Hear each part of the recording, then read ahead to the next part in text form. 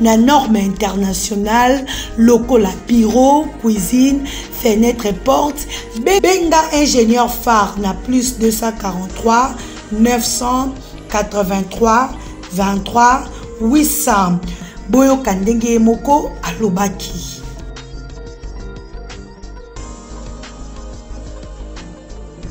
Toye pour présenter bino babiloko biso to salaka porte, fenêtre, meubles de cuisine, carrefour, accloisonnement, baies vitrées, plaquage alcobone, tout ça là misala moi belé au boyebi à inox différents métiers zawana tout ça là donc misala moi belé za soutien na aluminium toujours tout telibino promotion il y a 2 mois au batunyos bana bazotonga bandaku au bana ba chantier na bango au bana besoin bazo aluminium ya qualité pe misala ya qualité biso ba ingénieur congolais au basala na ba étranger to bengi bino pe boya ebele ko somba ba aluminium na prix ya mukie aluminium tuzana ba qualité belé tuzana ba qualité ba chinois tuzana qualité ba libanais tuzana qualité ya litrako biso ali fabrication internationale biso to sala sans frontières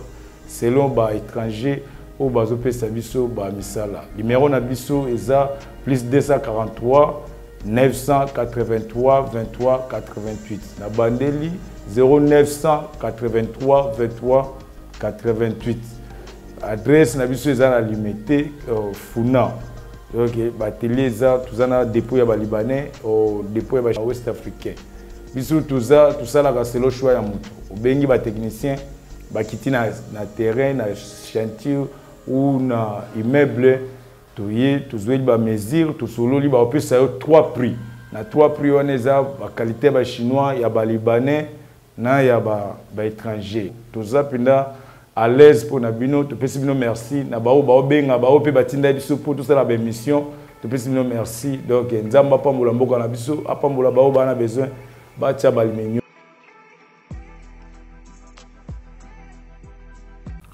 Mbote bandeko nyonso o bazali kolanda ngai, ezali ngai molobeli na bino na kombo ya maître Chika, le maître des doubles de mer, les messagers des ancêtres. Na ye awa na sango ya malamu ya kopesa bino.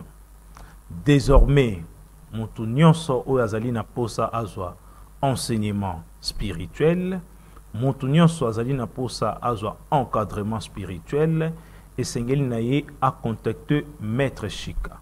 Mutu azali na posa ayeba ndenge nini akogérer existence na ye sur le plan terrestre, pe ko préparer départ na ye na ba instance supérieure topé na ba monde angélique et sengeli na ye a contacter maître Chika. Mutu nyonso oyo azali na problème spirituel na lobi bien tous les cas impossibles. Ba nyonso oyo mutu azali yango solution te na makambo oyo etali spiritualité. Ba nyonso oyo mutu azali na yango solution te na makambo oyo etali physique. Et sengeli na ye a contacter maître Chika na numéro oyo nazali kopesa. Plus 243 82 105 99 99. Plus 243 82 105 99 99. Tant yango yo tant on azali ko exister nanu sur le plan terrestre ya ko profiter na capacité extraterrestre nazali na yango na capacité terrestre o nasili kozala na yango que nos ancêtres bazala na bino pe babate la bino na bisika banso o bosili kozala bosila ko bangate bosila ko poussa na pene na ngai pamba te bosila kozwa oyo bosili kozala na yango bosenga na tondi bino penza matondi mingi ingeta.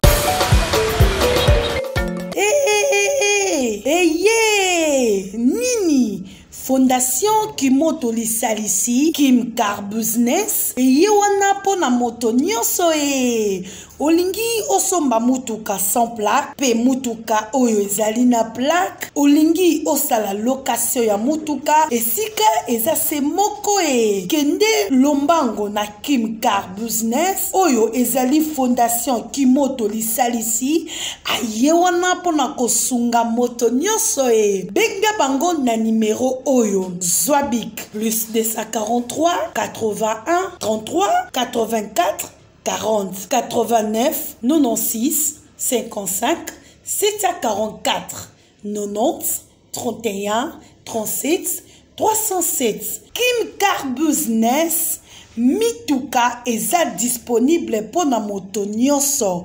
Kim Car Business Mituka oyo ezali confort. Merci Nabino, merci mbote batata ba mama bandeko. Esengo ya koyeba ke bozali tellement ebele na ba salon Nabino. Teva pour cette télévision Nabino pour na kolanda émission Nabino loba na yo. Cette émission souvent présentée par moi, votre humble serviteur Nico Danouki Foula, l'homme du peuple et l'homme de Bomek. Pour commencer, l'homme de Bossolo, P. Bossembo. Merci une équipe technique. Kamamakana Mboka David, Gaïtan, merci. Pinonyon sur des gols, vous bao Yanga, Nazalakana Bango, toujours partout. Merci aussi à mon frère ami, mon Mboka Christian Bazolo, na PC Mbote, place à Zakulandanga, na Botane. Merci. Merci à Madame Jolie Beauté, Jamoisia Sénateur Ngeringo, présidente de ONG Kerga, petite même. Merci à mon vieux Honoré Lolin de la Suède. Mon Akitambo, ya solo. Merci à moi, sinon maman Mireille Mbo. Merci aussi à mon oncle privé personnel, Emina Papati à Benin, l'homme qui fait la vérité. Il y a des Congolais, la Banque mondiale, il y a le Barcelone, il y a pour le Congo. Et bon, il faut docteur Mukwege, sommet de l'État. Merci, merci à mon vieux Banga Business, les bobis, sans oublier mon vieux Trésor Manzo, les boss silencieux de Kitambo. Il a l'argent, mais il n'y parle pas. Mon taille des précieuses à la Guinambongo. Avant pas comment la pouvoir jeter. Salut, merci, Nabana Nyoso. Ya Kitambo, Nabana Nyoso, ya Kitambo, Bozana, Mikila Poto, merci, Nabino, Barope, Bazaliawa. La ville province ya Kinshasa, merci. Les lois, Nazana, Esenga, Koyamba, natif, ya Kitambo, moi, na Kitambo. Solo, il y a la commune à Kitambo, il a un peu de problèmes là. Beaucoup de gens qui disent Pépito qu'il a là. Les gens disent qu'il est incompétent, il est incompétent. Il a vendu les terrains à Kitambo. Parce que c'est pas ça qu'on va souper. Dans tout ça, qu'on comprend que dans Kitambo, problème entre Pépito qu'il a là, ancien bourgmestre à Kitambo, mon amboka tengi. Problème est ani. Tout comme on a tengi, chaque samedi, na commune ko kita na salongo parce que madame Pépito Kilala a ko sale le côté Bénin na habité to ko meka ko betela on peut ko beta gestion en ville province ya Kinshasa oyanta o ilika kina gouverneur ngobila qu'est-ce qui ne va pas pour la ville province ya Kinshasa pour le même kidnapping yango na linga kina solana mwana mboka Michelange oyazali pe moko ya Kitambo pe yazali moko ya commune ya Kitambo mwana mboka Michelange mbote na Mbote ndeko Dani Kefula, mbote na bandeko nyonso bazuli bako kolanda biso na émission oyo loba na yo. Je pense que tozana esengo pe toyebi que à travers cette émission to pesa liloba pe liloba na biso ko bousculer place ezalaki malamu te poto kene liboso. Merci comme émission kando lobi loba na tozo loba boni basango ya commune ya Kitambo. Vraiment parce que vous appelez moi na Kitambo. Oui, nazali na félicitations d'abord na moni bokanga ki bakulu na bakata ki bande ko machette et tambola ki na ba réseaux sociaux. Bon vraiment ça désir ya batu nyonso parce que yo ebi insécurité ezali bon ko déranger bana mboka depuis un certain moment les lots tozan ba phénomène mobondo ba phénomène ezali ko déranger makasi ba kidnapping eza ba biloko ezali tellement kuluna ezali ko sala matro et que l'état za ko tcha pena maboko makasi te bana na pe bazoye ko lesu mayele ya ko lekawana pour na ko évoluer. Alors on a commune à Kitambo, je suis natif comme je vous ai dit. Nous on n'est pas comme Batumisusu pour na ko toujours critiquer ba autorité au baza ko sala toza parmi ba oyo ba poussa na pembeni ya ba kambi. Parce que tant mokonza mboka signaki ordonnance présidentielle qu'on nommé ba administrateur ba territoire pe ba bourgmestre. Je pense qu'à Nomaki Pépito Kilala comme étant bourgmestre à commune à Kitambo, pende ko Jurlan Bonzenga nginama ou azali bongo bourgmestre adjoint. Biso ba auto zali ba natif to loba gitin, au lieu to banda ko critiquer bato na musika. Ndenge zalaka toujours habitude ya ba misusu, biso to poussa na pembeni to travailler na madame Pépito. Peut-être place où ya koye bateke na cha lokolo, biso to ko sunga, biso to bana Kitambo. Ne bongo to zali na ye, to accompagner kaye à un certain moment. Ceux qui essayent que biso ba auto accompagner pe ya ko dénoncer parce que c'est aussi notre rôle en tant que population dénoncer parce que biso tozara na kati ya base tobi que moi na oyo ya famille oyo se comportera mabe tata na enani adresse na enani akotaka na ndako nini nde musala o biso ba natisa ba Kitambo to pona ko accompagner donc nengo utai koloba Hier, ezalaki marathon moko o esalamaki pour la présentation vidéo moko ekuté koleka récemment na réseaux sociaux kotama ya makelele baza ko papa mutu machette lokola ngulu lokola na boucher. Lokola ngombe. Je vous dis vidéo na eshokaki. Et ça ba comportement o biso ba congolais tozaka nango te. Biso ba congolais toyebani tozali peuple moko ya malamu ya koyamba toki parate to vaina ba zombo to vaina ba peuple mususu awa toki parate yo aza congolais aza chinois aza nani toyambaka. Mais entre biso moko toko mako papa na bongo et ça ba comportement moko o izo uta libanda baza ko imposer biso. Alors nous parce que la commune de Kiambo c'est une commune historique, c'est la toute première commune à ville province à Kinshasa. Alors on ne peut pas tolérer dans cette commune qui représente une histoire par rapport à cette ville babilo ka bongo ezala. Nous accompagnons to kangaki moko ya bakuluna o basalaka acte wana ya ko boma pe ko papa ndeko wana lobby à travers le colonel bienvenu au Azali bon commandant district à Lukunga pena vice bourgmestre Azaki disponible lobby batambolaki sous les instructions bien sûr il y a bourgmestre titulaire Pepito Kila la Caromone batambolaki pour représenter bana c'est une manière il y a dissuasion quoi sa population que aux en insécurité peut-être parce que yo mokolingi ce qui veut dire moi non azamabe moi non ndabomaka moi non ndakataka il y a quand même des manières discrètes où il y a qu'on informer dans la police ou azali habilité à assurer sécurité ya batu pe ba bien na bango oyo signaler police ko sa musana a ko tchana maboko parce que ceux qui le loto kangi moko mi balé lobby moi na o azana makasa ko bima sala na au sa ngo lisouté peut te revivre la manière donc j'encourage et je félicite encore le colonel bienvenu en connivence avec le major Ndoumé qui est le commandant district qui a commune ya Kitambo et puis les autorités municipales Pepito Kila là son adjoint Géolan Bonzenga na ba effort bazali ko sala pona ko pesa kimia. C'est vrai que c'est un problème où ils allaient vraiment té à commune et municipalité et ça problème est commune à niveau national parce que Kouloun les na Kitambo teza partout dès Kitambo c'est minime ma commune muso yaka plus grave tout le monde à yango mais quand même à leur niveau ils font un effort et nous demandons aux autorités de la ville les ministres provinciaux Peter Kazadi Gracien Tsakala et puis l'autorité urbaine qui est Gentilin Gobila de prendre des mesures drastiques justement pour éradiquer cette situation là parce que tu l'embi. Merci Tolebi, mais parlons un peu des problèmes de Kitambo parce que j'ai reçu beaucoup déjà moi-même aussi. Je parle des natifs de Kitambo, mais je suis journaliste ici. Je te reçois, c'est toi qui as invité moi, je suis journaliste.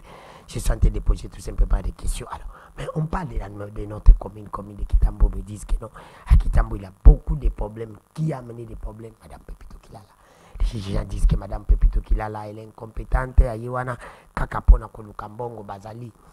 Ko matisa ba taxi ya batu salite zali place ko boka matiti zali susu oyebi place to bandu boka matiti bana nyusa Kitambo kasi côté ya mai côté ya sai fula makala place wana zali lisusu te Madame Pepito Kilala tellement lingambongo anaki na commune ya Kinshasa kanti Kitambo zali commune ya Kinshasa alors Kitambo zali na commune moko ya habitation batundi bafandaka mbongo izata komi côté kauchi côté quand même le pango ya commune na Beni Mayingi je crois na kati Lisala ateki le pangwana tout c'est Madame Pepito Kilala. Alors vous en tant que natif de Kitambo en tant qu'une personne aussi qui est ensemble avec les bourgmestres Okoikolbani na makambo ou on acquise Madame Yango wana pe presi de Kotengelito étant meilleur bourgmestre à l'époque a commis kozonga na commune na Kitambo chaque samedi pour na kokita koyebisa bana Kitambo basamsala parce qu'on a absence à bourgmestre. Alors merci Ndeko Danou Kefula nayo ka romi ngomi benga ka journaliste investigation. Oui. Alors un journaliste investigation ça muto akitaka. Oui. Hein? Parce que journaliste investigation va porte na ezara yo kangamate. Partout qui na rabeta kokoko ba fongola. So ba fongoli était à dénoncer. Mais ngai nazo travailler topé nazali ko accompagner comme je vous ai dit en tant que natif biso to fongola maboko tobi pour accompagner madame parce que Pepito Kilala azali politique akoki ko le kalelo mais Kitambo ko le kate Kitambo ko tikala. Ça ne sert à rien pour Nangaï en tant que natif. Je suis obligé à accompagner à réussir mandat parce que si on a réussi mandat bah actif on est gotique à la pour la commune Nangaï Kitambo. Merci beaucoup de la question. Je vais prendre opposer ma question belé dans voilà. To bandi d'abord par rapport au lobby qui est full les athées. Na une question n'est plus mise. Kitambo comme salité full les athées. Alors ndeko dans nous Fulu biso to wando biso to kolina Kitambo ngala bota me Kitambo na hôpital Lalu na avenue Loadi ba ba yebi lisolo ba yebi je suis natif né grandi na tikala ovana libanda Kitambo te na vanda na Kitambo toyebi ke na se wana biso to bandoko ni zaka lo à plage soko telemi na avenue Bandundu otali ti vivio mo nango tout droit ti na pont ya Lunda Bolulu mais lelo tu na nani ateka yango ya pepi to kilala ta na teka mais toyebi ete nani fulo makako oui non ba itango ba Hollande biso ba lobana na teka parce que autant à combo ya député provincial mo tellement il a échoué de manière drastique. Alors, il commence à venir mener un désordre. Je vais arriver. Député provincial d'Abisso Touzana Tengelito, je cite les noms d'ailleurs. Moi, parce que, oui, que nous avons bilan de Tengelito. Bala Gitambo va voter Tengelito comme étant ministre provincial. Il y a environnement. Va voter Tengelito comme étant ministre provincial. Il y a intérieur. Par rapport à Rolingambo, on a mis une place. Biso de voter en tant que député provincial. Il doit nous dire quel est son bilan. Qu'est-ce que Kitambo doit contenir? Par rapport à la célébrité, ce qu'on vous permet de faire une émission. Vous avez l'État. Parce que ça, l'Oba na yo, na l'Oba na ngai. Oui. Voilà. Monsieur Tengelito a commis comment bourgmestre à Kitambo par rapport il y a parti Idemo à Zanga Mobutu. Je rappelle que Azara garde du corps à Zanga Mobutu. Regarde combien de connards. Je vous dis, Tengelito Azara garde du corps à Zanga. Parce que Namoni Mutumoka les gars qui a chargé des missions. Chargé des missions naïe Ndegomo les gars qui une émission. À l'objet que Gentili Ngobila, je ne défends pas les gouverneurs de la ville, mais j'ai suivi quand même l'émission. Gentili Ngobila ça entreprise à garde à ça l'entreprise n'importe. On doit applaudir Argentine. On doit applaudir Argentine Ngobila, mon cher ami. Faire une entreprise de gardiennage en Europe. Yoyebi Poto, avec beaucoup de mesures. Argentine Ngobila a réussi quand même à faire une entreprise en Europe qui a engagé beaucoup de Congolais, des aéros à l'époque. Universal Sécurité, si je ne me trompe pas. Mais on doit l'applaudir. Parce qu'en Europe, on ne jamais qu'il y a tout ça l'entreprise. Il y a le roi chez Bisso, au sein de l'entreprise n'importe comment, aux gens compte bancaire. Kuna système fiscal n'a pas très dur balande la rango. Mais si une Gentini Ngobila a réussi quand même au sein de la société et Vanda, Pelelo Yazoya Kolobango na place à Tengelito. On doit applaudir à Gentini. Tengelito était garde du corps des Zanga Mobutu avant qu'il devienne bourgmestre de Kitambo. Nalobi Azagi garde du corps. Ndeko oui. Mais Azagi garde du corps. Il y a Zanga Mobutu. C'est vrai ça. Je vous dis et je les rassure. Merci. C'est par rapport à ça, n'est tellement Bazagi na Zanga Mobutu, tant Babilo va négocier. Je vous dis, mettez l'élite au Tobima, à Outikozo, diplôme na ULK l'année passée. Oh. Na ULK, je le confirme. ULK l'année passée. Na ULK, na droit, oui. Azagi na diplôme T, à Outikozo, l'année passée, nanani. Moi, je suis natif de Kitambo. Ouais. Je vous dis. Alors, tant que tu as Tengelito a réussi, pour la lande qui a fait le lobby, tant que Zagi Boumé, c'est 80%. Oui, quand il était Boumé, c'est bien Zagi Kitambo, il m'a rappelé, mais dans le barabosolo qui est possible. Bon, le barabosolo, mais c'est ma casse. Il y a une information. Si tu as une information, est-ce que tu as un programme Parou? Oui. Programme Zagi mené entre l'Union européenne et primature, le gouvernement congolais à l'époque de. Il y a président Joseph Kabila Matata Pogno. Et ça par rapport à l'assainissement de la ville de Kinshasa. Parce que la ville de Kinshasa, c'est salité. L'Union européenne et il y a pour accompagner en termes d'assainissement de la ville. Alors, parmi les 4 communes sélectionnées, la commune de Kitambo était parmi. Tengelito était coordonnateur, étant bourgmestre, coordonnateur, il y a un programme Wana Parou na Kitambo. Azagi na près de 10 ONG, Azagi Rukomba, Tongo Midi Pourquoi, Tongo Midi Pourquoi, Tongo Midi Pourquoi. Lui-même, Babanda au foot, on a baissé, quand Tengelito touchait l'argent pour ses projets. Tengelito. Je vous dis, coordonnateur. Il était coordonnateur de la commune de Kitambo, étant bourgmestre. Il touchait coordonnateur, oui, par rapport à ces projets Zagi Bongo. Ezagi dit ONG bande ko komba balabala. Ezalaki te Tengelito azu batuna ye na mbongo oya komi na Kitambo ache bango ba komba baba lukuta. Eza projet partenariat Union européenne na gouvernement congolais. Ba commune pilote il fallait ba make-up, ba tester projet wana Kitambo était figuré parmi et coïncident que Ndeko Tengelito azalaki bourgmestre et coordonnateur il y a projet par rapport à la commune de Kitambo. Nde sala que Tengelito lelo publicité plusieurs fois meilleur bourgmestre. Bon, on n'en disconvient pas parce que comme on est na terra la T-bots azo nga musala mukie visibilité belé. Biso tout aux abana Kitambo. Moi je suis professionnel de médias. N'importe pas tactique on a nyos. Au sein de l'autre côté, tu vas quand même que ça, tu vas tamboli et tout.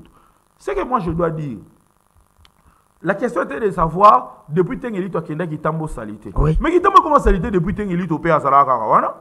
Oui, je vous dis. Parce que le projet à Parouana est fin en autant où Matata Pone, comme moi des autres, Kimbuta Bazo, qu'on a soutenu par rapport à la gestion. Tengelito était bourgmestre. La commune de Kitambo n'était pas propre. La commune était sale.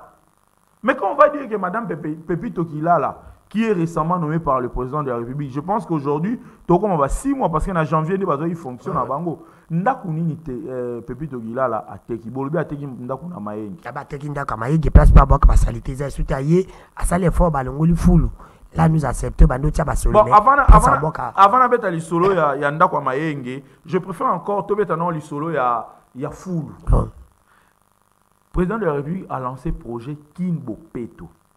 Au but de stolo, balelo qui est échec. Kinbo Peto est échec. Le président a lancé le projet Kinbo Peto. Tengelit au ministre de l'Environnement. Ouais.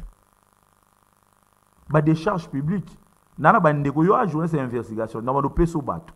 Toluka ndeko mo jusqu'à na Kitambo. Mbongo oyo projet ebimaki ya environnement pour batonga ba décharge publique. Na Kitambo tozana nango 4. Tozali moko na hôpital ya Kitambo côté à Morgue. Tozali moko ezali côté Saint-Georges. Nous tozali na Kababilon, nous tozali na cimetière à Kitambo. Il y a eu des détournements. C'est vrai. Je vous dis, qui était à la tête du ministère, M. Tengelit, au ministre provincial et environnement. J'ai des personnes qui peuvent témoigner. On vous donne $1,400 pour réhabiliter les décharges. Le monsieur vous donne $400, $1,000 et que Moupanzi, Ndego Giscard, à la maison communale à Kitambo. Il peut témoigner. Aujourd'hui, vous te dites que tu veux dire que Bamtabomi Kitambo, les salité, notre ministre, notre député provincial. Mais non, si on doit faire le bilan de Tengelito, moi je demande le bilan. Quel est le bilan de Tengelito? C'est notre député provincial. Je n'en disconviens pas. Moi je l'ai voté. Oui. Moi, je l'ai voté. J'avais confiance par rapport à son programme qu'il avait présenté. Mais aujourd'hui, M. Tengelito, bon, on doit faire ça. Parce que les gens qui ont voté député Mozo Kajo comme ministre de l'Environnement. Yebisanga Tengelito comme ministre provincial et environnement à Kitambo, tu bénéficier nini pendant mandat en tant que ministre en projet. Ngobila l'a chassé na poste parce qu'il était incompétent. Tu sais quoi? Je vais te choquer. Monsieur Mangalibi, Azali parmi bateau te makasi na domaine et environnement. Tengelito azwa comment pelouse na ye il fallait l'on en limiter. À l'époque on aménageait les espaces où le lot de Ngobila viabilisé. Tengelito qui a fait ça? Pendant qu'il était ministre provincial, il fallait aménager, limiter, on a première routine à côté à échanger. Mais M. Mangalibi, on a foutu normalement, au lieu de $1,000, on a payé $400, alors que la ville avait décaissé $12,000. $12,000. $12,000 pour Naï. J'ai dit. Qui a pris cet argent? Mais c'est le ministre de l'Environnement à l'époque. J'ai des preuves. M. Mangalibi est encore vivant.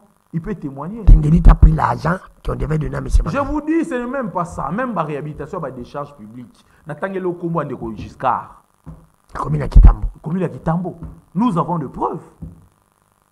Si vous parlez de cette personne, le lot, Bakangi ba foule union sur Kitambo, pourquoi? Tout ce qu'il y a 3 foules. Ouais. Bolobi Pépito Gila l'amdaché salité na Kitambo. Pépito Kuta Kitambo déjà za salité. Maman Fatou, cette pauvre dame. Je vous assure, tant Ngobila, Ngobila, y a na poste. Alobi bato ba nommé bango Tengelito to yeba biso tout nangape na yeba ki Tengelito meilleur bourgmestre Kitambo propre, ignorant qu'il y avait un projet à Parou ezali projet test oya profita oyo Union européenne na gouvernement congolais et foutaka bato ya bimika ka sali visibilité ndeti ye muta foutaka bato wana lukuta asali lokote eza nango mbongo ya Union européenne. Depuis que l'Union européenne est kenda, il était bourgmestre Kitambo salité. Moi et vous on était là. Aujourd'hui, on dit que Pépito Gila là, salité. Disons à Tché, salité, Kitambo salité. Mais Pépito Gila a dit Kitambo salité. Pourquoi? Parce que tant Ngobila Aye, en tant que gouverneur. Akuti salité, tu as beau péto.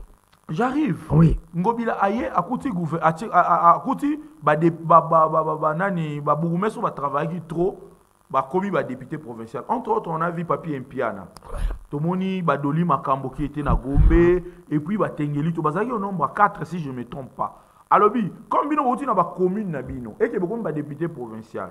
Ba poste wano eza réservé na ba commune natikeli bino encore temps boluka bato boyebi ke bakoki ko pérenniser vision na bino ba continuer bino bo ba député nanga mais na commune botie bato baza na même lignée que bino croyant toujours que Tengelito parce que Tengelito atekaka plus libanda que en réalité c'est qu'il est Tengelito olia cha ndeko deo na tanga ba kombo ndeko deo c'est parmi les gens qui l'ont accompagné olia cha ndeko deo na poste ya bourgmestre aki oteka poste pa maman Fatou Inona oyo fistija plusieurs fois atekela maman Fatou poste on a $3000 c'est Tengelito ateki na lobi Tengelito ateka poste na yewana azu $3000 maman Fatou apesi ache maman Fatou wana est-ce que pour non mwana mboka Michelange photo de babosolo ah ils a le bana yo nazolo pona kokoma bourgmestre ndenge ba maman Fatou ngala le baka à l'époque elle était incompétente parce que cette dame avait ngala tala trop tungisa maman bato alors que vous savez cette dame a travaillé dans Ngalié pendant plusieurs années Ngalié m'a pesaki le côté voilà tu comprends comment na kitambo nde basengaki na te basengaki na tenge na ba bourgmestre o ba travailler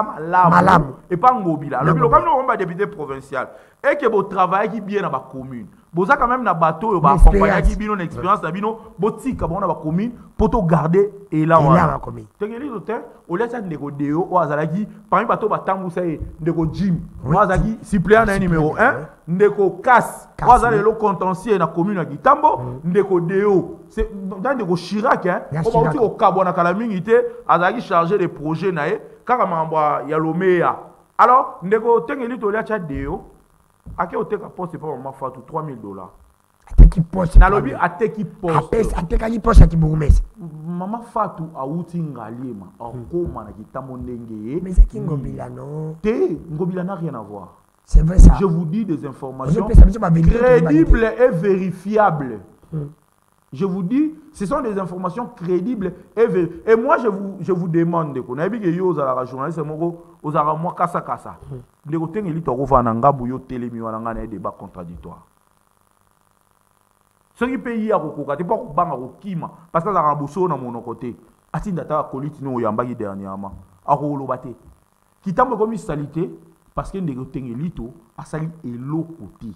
Les gens qui t'ont décharge tout bakangi pourquoi parce que les côtés de l'île ont intoxiqué population mais bien sûr c'est qui mama kangango parce que comment on tient sur la salle et le kamalam et le karanga la fête qui n'a pas bravo les bakangi mais si on a vu mon dégo kokanga poubelle les hommes abété et comment on tient solo so yo kangi poubelle au proposer solution musude so bakangi ba poubelle les loba na gitambo bazange sika oboka fulu ba comme ko sundula fulu na sima hôpital na maya makele bazoboka batapuso komi akia lokoti fulu atiki yo tango komona bongo che caméra Pepito Gilala incompétente pendant que Pepito Gilala ayebaki comment ko entretenir parce que déjà je dois informer les gens ba fulu eza géré na Raskin qui est une entreprise gérée par l'hôtel de ville Pepito Gilala a géré la décharge publique ata mokolo mokote et sika mokote mais en tant que bourgmestre akoko lukape ba place oyo bana kitambo bakoko moka basalite mon cher tozo tambola akena maya makele plateau na tena lobby tozo tambola na mboko tozali na administration yoza muta mayele non administration ezaka kokoma quand komi ozoze la réponse akomaki na lobby boye pourquoi intoxiquer population bakanga fulu oyo ezalaki na Babylone alors que fulu on est bana ko sunga fulu ezalaki na hôpital problème ezalaki par rapport à évacuation. Ceux qui battent boaki côté on a quand même bande quoi Raskin peut basaki musala malamu te parce que ceux qui ezaki bobuaki bolongoli solo gozalate maintenant salité vani 2-3 jours solo gozala Pepito Gilala est parmi les rares de bourgmestre o yaka musala na ba engin na ye aza muto yaka koluka mbongo te na politique le roi bande ko mususu Tengelito nga na bien na commune ya Kitambo akoma bourgmestre commune ya Kitambo commissaire député provincial yebisanga Pepito Tengelito sombi ata bourrouette pour na commune ya Kitambo Pepito Gilala ana tracteur ya ye ana ba ben mituka minene ya ye moi si obino bozali koloba ki azali malamu te incompétente et consort alors que ben na ye tracteur na ye esala ka musala pour na Kitambo Tengelito asombi bourrouette ni pour na Kitambo parce que nga za mona Kitambo lelo ne na fanya nazo senga depuis na bane ko senga bilan ya Tengelito parce que na wakaki ndeko wana lobby ke étant bourgmestre étant député papa étant bourgmestre étant député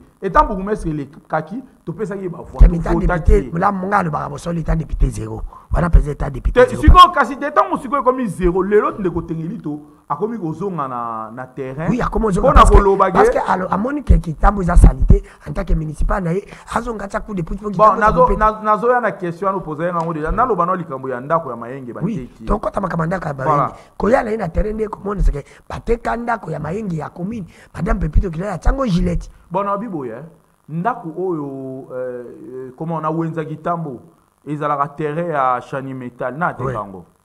Bassin vert na Jamaïque na tekango. Place au tolobara hôpital à Kitambo, espace na vide wana. Nani abanda copie o teka banda kukuna. Pepito Kilala. Azara député. Voilà nani. Ndeko tobe dans le na. Député provincial na bino Kitambo. Fula makaku, place to lo balelo e komi berceau ya insécurité na Kitambo. Bakuluna o bakomi ko kata bato to mona ba vidéo, balala kana po ba so police e ana facilité ko tana maya koti na banda la kimi. Nani ateka banda ko ana so manzanza. N'est-ce pas Ndekwana?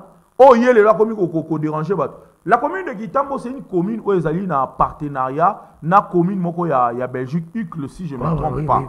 Alors, nous avons besoin de viabiliser nos espaces à l'État. Ndego, on s'appelle là, na Kitambo il y a ça les missions spécialisées pour l'activité Kitambo. Ngai na tambo ça, on a ça. Atanga na kozala te mais la question de Godanu, kende place on a tali loko aneza boy. Place wana ya mayenge et comme qui dépotoir ya ba garage ba mitraille et consort ba espère il y a jumelage topé à partenariat bazan pour ça va viabiliser de manière à ce que commune ya Kitambo est rentabilisée ne fût qu'un petit rien. C'est vrai que nous sommes une commune administrative, on n'a pas assez de revenus. Ce qui idée à malamu ezali ke batonga tope va tombola yango pona ekotisa mwa muke mabe ezali Pepito Kilala atango yo dernièrement na landu et pas pour les qui monte aux autres bageno bateki espace anan la qui sans acte de vente bateki espace la qui sans yo la journaliste ya investigation moi je suis jamais ko na maloba na TV je suis descendu sur les lieux nakutana la police za wana suicide nakutana bana katuba ko la pétition dedans pour na ko ba kepe dossier comme il y a la justice. Ndeko Parmi que Madame Pepito Kilala, c'est elle qui a vendu la. Bon, Yoka. Oui, dossier comme la justice n'est. Comme la justice n'est. D'abord, on a dit rétablir vérité. Et si quand on a dit ça, on a dit quartier, na Maenge, avenue Maenge. Et pas maman Pochi. Moi, j'ai bon chef de téléphone. T'es na sepela ikutu okutana. T'es yoza journaliste okena na ba supposition té. Journaliste amaye lazaka oyoki okito chemi comme utalobi. Maman Pochi yoza li chef situation ezandereni apesi au version de fait. Ce qui té nakokite ko défendre ndenge ozoluba mais na évidemment on a travaillé na ye nazaka na accompagnerait en tant que notable à Kitambo na bien na mambo ya makasi teke olobi ndenge tengeli to sali na bandeko na nyonso to ya na webi so un vrai leader eza muto agardaka batu pembeni na ye tant Pepito Kilala komi na commune à Kitambo je pense qu'il a eu des pressions également pour éradiquer alongola ki batu pembeni na biki bazaki ba incompétent qui va coqualité à comme ministre à coquin coquin bango nalobi mon cher ami quand incompétence aux impôts sur ça là musala batu nyonso ba accompagner yo po yo koma ministre bango tout ba ben incompétent tant yo bando ça la campagne électorale Kassa azaka incompétente Jim azaka incompétente Giscard azaka incompétente Ibrish Goga azaka incompétente kaka tant yo komi wana nde bato na kombe incompétent mais il y a commissaire qui peut même la commission des députés provinciaux mais est-ce que oyebi pour nini ndeko Jim na ndeko tengeli to basola raté na osekisa yo ba lobi de Jim alinga mais la tengeli to mbongo na ifo ba boso problème ezali selon loi ya assemblée provinciale suppléant fois 50 ya émolument député 50 yana tengeli to na mayele na mingi ya kolinga mbongo tango oyebi ke ye ake ministère ya environnement ake ko hypothéquer mbongo à 6 mois azwela momutuka ndeko Jima lobate même ba avantage à Mickey oye fois en tant que député comment ça fait dire un député provincial à bando ya ka plénière na ketch na moto ba lobate déplace ba bando wana ki bandeko ba source ezali to ba mamto ebi siko muto abongo nde o lelo ko ko ebisa biso ngakuna zate wana eza mamna mango privé mais nga problème na mayengi na mayengi voilà na mayengi dossier comme la justice boteki le pango na problème na ngana fandilika wana nani ateki yoyo ya bana Kitambo place wana lupango wana nazo rassurer bana Kitambo moi je suis natif de cette commune né grandi lupango wana na ba information ongana non quand yo kitaki lobi osole na police osola gina bato ba osala pétition ngape na kitaki na ndenge na ngape na sole pe na ba mamo bazaki pembeni wana ezali partenariat oh il fallait qu'on viabiliser sika wana. Moi je peux vous donner, je peux vous faciliter la tâche. Okutana chef du quartier, je vais y aller. Eh maman poche ya loba et si kana bateki yango te banga ba viabiliser yango parce que et si kana eza lopango batongi te garage moko ezarana illégalement et fouta ke loko te na commune pendant que commune a besoin de moyens pour fonctionner. Alors la commune, il y a Belgique, ils ont besoin de viabiliser. Famille moko boye et bimi wana lupan on a bon ba teki la ba wana. Famille ma place biso to bisa place ya commune comment. Je vous dis au moni pour ne ba TGI suspension de travaux. Ezate que justice bana quartier topé bana kitambo ke ofunda ke ba otonga. Ezande ba kolo lupangu wana. Un individu bazarson na Jamaïque ba bimi soit disant ba teki la ba lupangu pendant l'époque de notre la gestion de notre bourgmestre Tengelito. Alors on a teka lupangu wana. Na ebite question. Lupangu teka maka kala. Kala, ça dit ba kolo na ngosko ne ba monike ba travaux et bandi ko mata certainement commune et tekeli batu misu ignorant que c'est un partenariat avec les Belges. Nde ba yesko ba fundi na justice. Nde justice c'est suspendre ba travaux pour voir l'année. Et puis selon les révélations il y a ba autorité à quartier wana et ça problème e bandi les loté. Plusieurs fois famille wana ya ko rebondir que lupango wana ezaka bango ba tekila bango. Nani ateka lupango? Nana yebiso awa. Soko zotu nana ateka lupango. Nana ateka na wenza kitambo shaniki. Ngana to vana kitambo. Tobi wenza zaki soko koti. Oki obimati na ba avenue Lubudi na sima. Ba immeuble zaki te. Ba tonga ba immeuble wana. Ba maison o ezaka liboso wana ya ba kenkerie et tout. Et comme ba propriété ya bato. Nana ateka ngo. Nana zaka bourgmestre. Soko na bassin vert na Jamaïque. Bateka. Nana ateka ngo. Nana zaka bourgmestre. Soko ke na hôpital ya Kitambo. Nani teka, nani azalaka bourgmestre. Ndeko, to tika ko kosa population. To informer population. Moi je vais appeler à la population de Kitambo, ndeko tengelito atika distraction. Ndeko tengelito asali 5 ans. Azwa voix nanga. Azwa voix na yo, azwa voix nga votaka ite. Ngala votaye. C'est-à-dire azwa voix ya ba votaye. Azwa majorité abana Kitambo. Abima vraiment. Ayebisa biso nini asali na ba voix na biso pendant 5 ans. Sinon, il y a escroquerie électorale. Pe Kitambo ya sika. Bandeko ya bandeko ya makasi koloba mama ino na bando yukate. Siko pazo ya koloba pona bana Kitambo basala bazo. Mais na lobi ba pona pepito on appelle. Les gens appellent là-bas.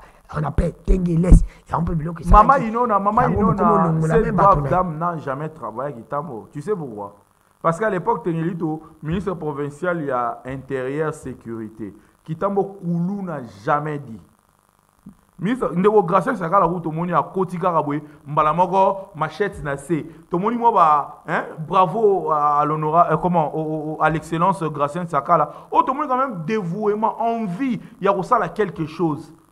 Bien qu'il y ait pas contrat très élevé, mais il se bat pour mettre un terme. Il commence par les liqueurs. Kokanga bloco et incitarabana. Tengelito dit mon cher, il a fait plus de 3 ans en tant que ministre provincial. Il y a intérieur, sécurité et justice. Action ni concrète. Oh Tengelito ça là. À part agitation concrète. Le yenge. Les autres Tengelito sont à Kitambo. Pour le bagage, bah ça là et l'autre côté. Il y a Salani na Kitambo pendant qu'il était ministre de l'environnement. Kitambo était très sale. Pendant qu'il était ministre de l'Intérieur, Kitambo toujours en insécurité. Aujourd'hui, Kitambo est cité parmi les communes où bombé zoté comme makasi. Parmi les communes où petit na tout le monde a bango, na bakan i texte wana très sale, ba koulou na bazo katabatu. Tengelito est ministre provincial. Idée nini, topé projet nini au apportant na assemblée provinciale wana en faveur ya commune ya Kitambo, topé en faveur ya ba Kinois en termes ya éradication ya système sécuritaire na Kinshasa. Et l'autre côté. Et aujourd'hui Tengelito lève la voix pour peut-être contredire le gouverneur. Bango balobi lo bande koyoka balobi ke Tengelito na Pepito Kilala zotie bakal. Pourquoi? Parce que Pepito Kilala linga ki Tengelito aza na ACP. Quand Tengelito a longwe na ye, ake na ye ntie, de comme problème. C'est ça aussi les gars. Comme Pepito Kilala aza na ACP. Ndeko Vital Kamerhe nako yebise ya ko découvrir. An information te. Mamba ACP, maramba ya Ndeko Tengelito. Par rapport à la partie politique, je ne sais pas. Mais ce que je sais, que Tengelito commence à venir à Kitambo pour faire une récupération politique. Parce qu'il sait que son bilan est largement négatif. Asanti katikende Kitambo pas maboka mutu mo aza incompétent. Et ça pour lui, il y a ça compétent. Kitazo longola ka bato Tengelito atikaki bato administration zo longola zo tsa famille na ye. Ndego danu. Yo lobi Pepito Gila depuis ya zo longola bato Tengelito atikaki. Alors que Tengelito a longwa commune ça fait combien de temps? Toke 5 ans hein. Toke 5 ans depuis longwa. Est-ce que Kitambo est un royaume à moto? Au Tengelito. Mais bateau baza ba dimisate, baza. Ndeti nani ba longola?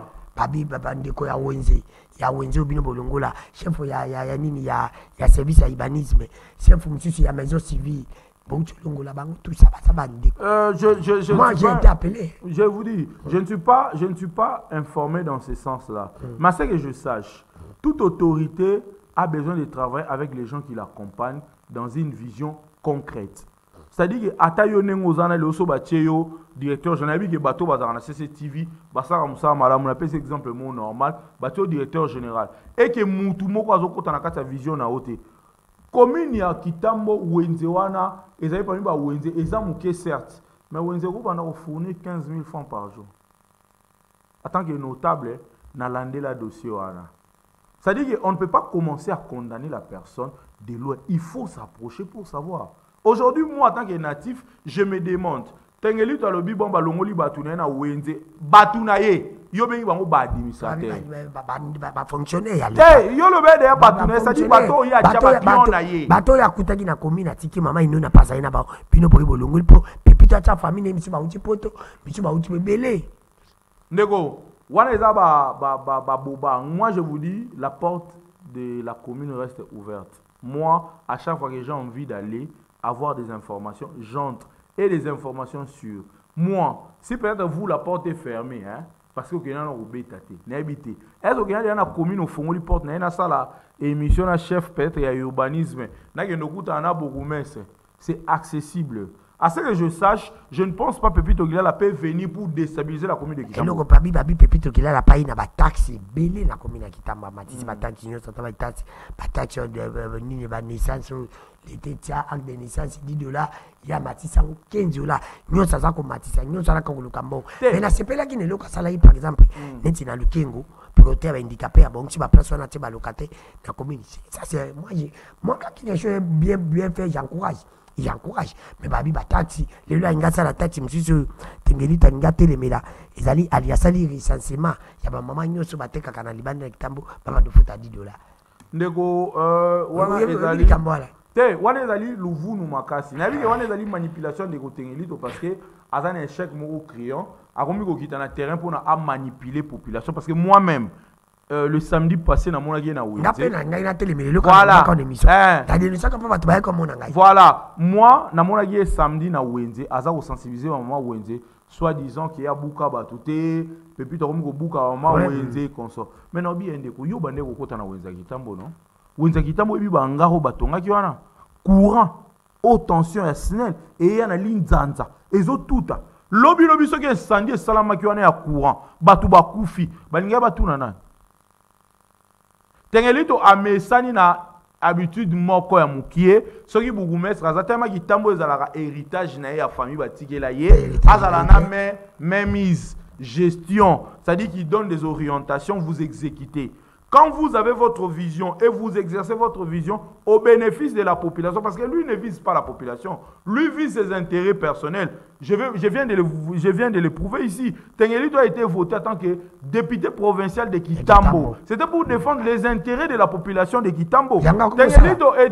Tengelito Yango comme ça après combien de temps? Aïe, si pour la récupération politique. Aïe, il y a aussi population de Kitambo pendant tant moulaï. Papa, un bon gestionnaire va y même à niveau de foyer. Nous avons totalement mon lit à Tengelito va décrire une famille en tant que nani comment on va bango mutua va gérer héritage. Hérité. Il n'est pas crédible même au niveau de sa famille. Tengelito va bébana même na zanga Mobutu pour votre information. Tengelito, avec Guy Maton, on a eu un Tengelito a porté destitution il y a Guy Matondo. Alors que Guy Matondo à l'époque avec comment Kimbuta bah porta Tengelito. Abimana to c'est quoi? Mais alors, si quelqu'un qui n'a pas la loyauté, il n'a pas. Mais c'est là, yo pendant mon beaucoup Toshita. Toshita wana parce que nous sommes vraiment arrivés à la fin de cette émission. Problème à Kitambo pour mes amis entre Pépito qui l'a la Tengelito. Problème mes amis. Bon, Nazali amabilité te Poye bango. Te nasali constat. Samedi kakala tongo. Nasali constat. Samedi tongo alati babuchi mo. Pépito pe la kimaka yi kotambo ya Kitambo. Yimbo nyosa Kitambo zo ke. Pépito ilala asala ka musala pour la population. Pépito ilala zateye musala mukie visibilité belé. Yo yebisanga tengeli to tanga tambola na ba boti. Na mona ngata na pa una maboko. Depa bandi ko tambola. O mona ngena kombo na maboko. Ezaka aleki ya mama kuna bolanda bango te bazolonga kala mingi te Kitambo ze biso Kitambo ze héritage ya mutu te ndeko danu non c'est pas yo lobi ocha candidature nga na soutenir yo Kitambo ya sika eza possible na Kitambo to na ba mayele to na ba buanya lokwa ba biso lokwa ba yo lokwa ba ndeko zangu me fiston lokwa ba Serge Kabongo lokwa ba Edmo Izuba toze ebele bandeko tokoki ko chape mayele to vandisi nga na kosenga nde na bana Kitambo lelo Pépito Gilala azali bourgmestre oba nomaki posa musala azali lisusu te azali mwana bumbu azali mwana selemo Pépito Gilala azo salela Kitambo mokonzi mboka pesa ye confiance asalela Kitambo ba discours wana bana Kitambo ba kanango ke yaza mwana Kitambo te ba pesi biso chance il y aura des élections municipales enrôlez-vous bo tcha ba candidature pour mutu oto ko pona lobby ezala choix na biso to banda te kolela lela faisons que ça t'engage. Tengelito apesa biso bilan nazo tala ndeko Tengelito si ça peut pas wana papa te na rochite ndeko Tengelito oza député au biso to vota kiyo to pesa yo confiance na biso je pense qu'il est temps ba pesa rabino ba mbongo ba vacances parlementaires otikala koya na Kitambo te ozala ministre ya environnement otikala ko sala eloko te Kitambo salité au moment ba fulu nyonso ba décharge publique Ndeko Tengelito komaki ministre provincial ya intérieur sécurité justice Kitambo insécurité kulu na mabe lelo kuna komi ko mona ndeko uti ko féliciter biso madame Pépito nde mutu komi ko kanga ba kulu na azo bisa na ba écran pour ko dissuader bana na basala mabete ba place o ezalaki ezala frontière entre deux communes et Tekama à l'époque de monsieur Tengelito. Monsieur, venez nous rendre compte. Nous vous avons voté tozana posa ya bilan. Arrêtez d'embrouiller les gens. Bato yo ba voter bango. Madame Pépito ateki lopango. O ateki na mayenge. Toyi batu bateka na Kanchaniki na kata wenzi. Toyi mutateka na bassin vert. Toyi mutateka na hôpital ya Kitambo. Toyi mutateka ba mapangu côté ya maya makelele. Arrêtez d'embrouiller les gens.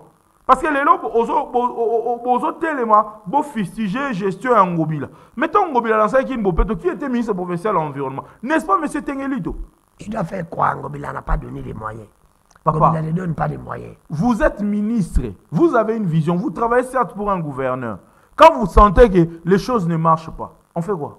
Mais il a démissionné en fait. Après combien de temps? 3 ans. Ndeko Tengelito, Basanta qui est 4 ans. Basanta il est incompétent, il n'a rien foutu. Balingaki ba suspendre ba tien Ndeko Gracien. Tellement dans la politique il y a médias, politique il y a visibilité, belé musala mukie, nda welisa ki ko démissionner aki ko tana yente. Totiki Ndeko Vital Caméra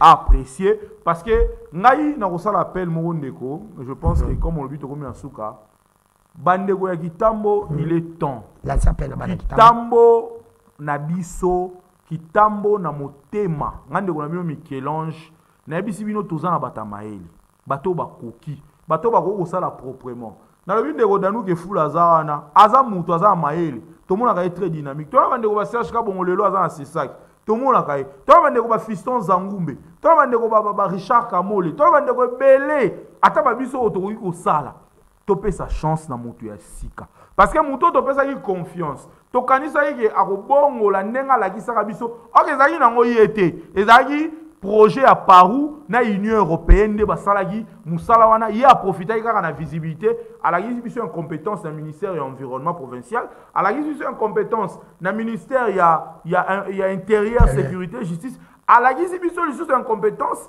na niveau ya députation provinciale ti na niveau ya kowela mbongo ya bemolima na assistant na ye to mpe suppléant na yo ezali ndeko Jim mutu ya bongo azali na confiance te tokoki jamais korenouveler confiance na biso na ye nga na telemi lokwa mona kitambo ya solo mabele wana eza mabele place nga na botami place na koli topesa chance kitambo ya sika eza possible tozala toujours te na manipulation politicienne agitation ezanga mutu na makolo autorité o batindeli biso jusque là c'est Pépito Kilala et ndeko Girlong na ou autorité accompagner to accompagner bon la vision na bango il y a des élections montrons-nous dévoués à postuler na ba élection municipale de manière à ce que prochaine autorité ya commune ya Kitambo ezala choix na biso pe Kitambo répondre na ba désir na biso au lieu to bana kolekisa tant inutilement mutumo ala ti bot asa toujours na ba souvenir nostalgique ya ba projet par où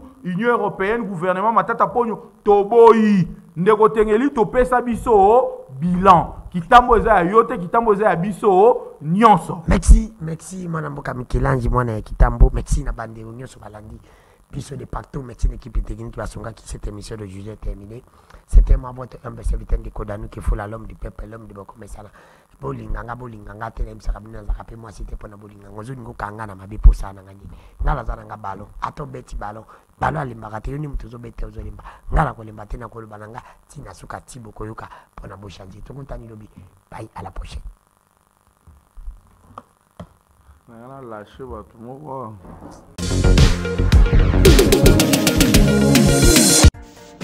Nani alobaki pokende poto il faut matama ngengenge tope okende luzizila boko samaki ya trop na agence ya lokuta lelo solution ezwami agence Malt Consulting eye ko résoudre ba problème na ba voyage nyonso surtout etungisi bino tango molai papa maman lelo tomemeli bino solution olingi okende mboka lokola États-Unis Canada France pe espace Schengen nyonso Turquie Dubaï, Afrique du Sud, na $500 aux visa na yo na agence Malt Consulting.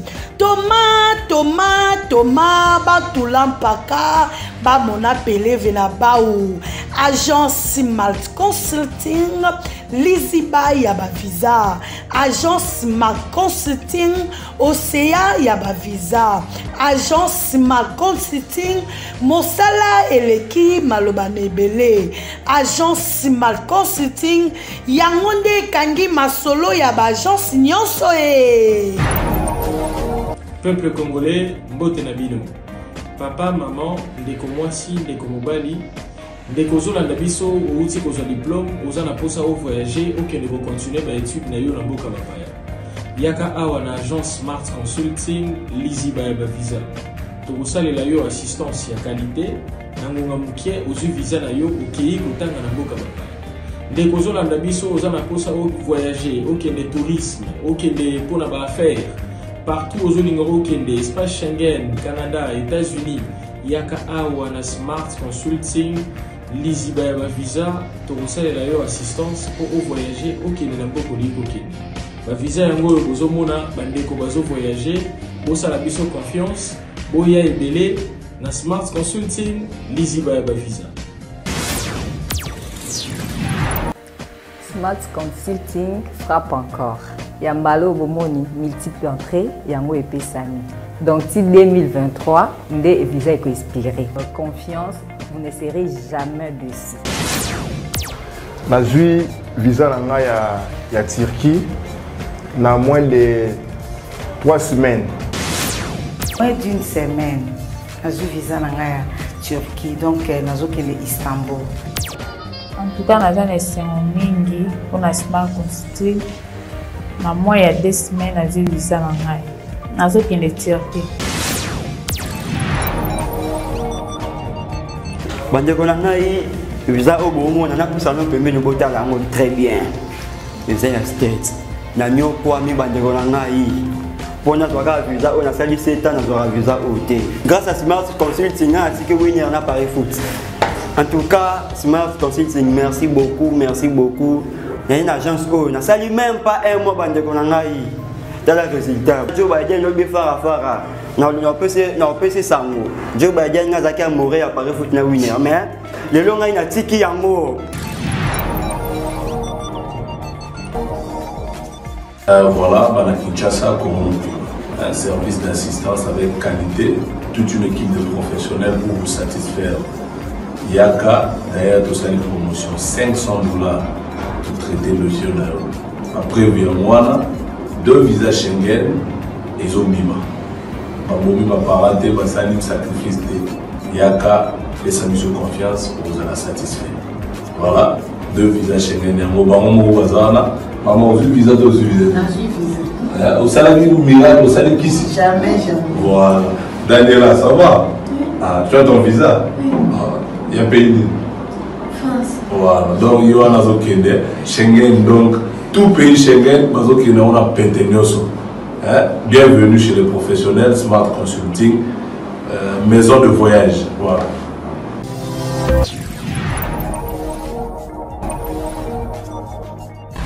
Salut à tous.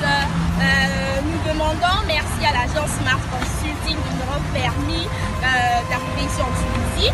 Et par la même occasion, nous vous demandons de venir à l'agence Smart Consulting car c'est une agence fiable et rapide. Ça vous permettra aussi de profiter de ces beaux paysages. Merci.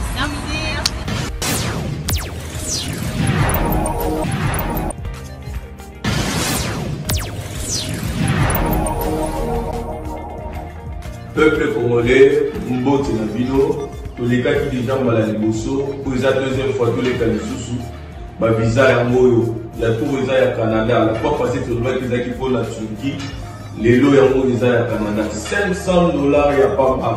Aux autres voyager, aux autres du Canada, tourne à Yoke et Isali, les Canadiens Smart Consulting, vous en avez un bon pour Willery, $500 il n'y a pas mal voyager. Ok nayo Canada, ok Kotama, ok tourisme. Toujours c'est nayo boya et payé na $700 la femme. Bokei na Canada. Merci.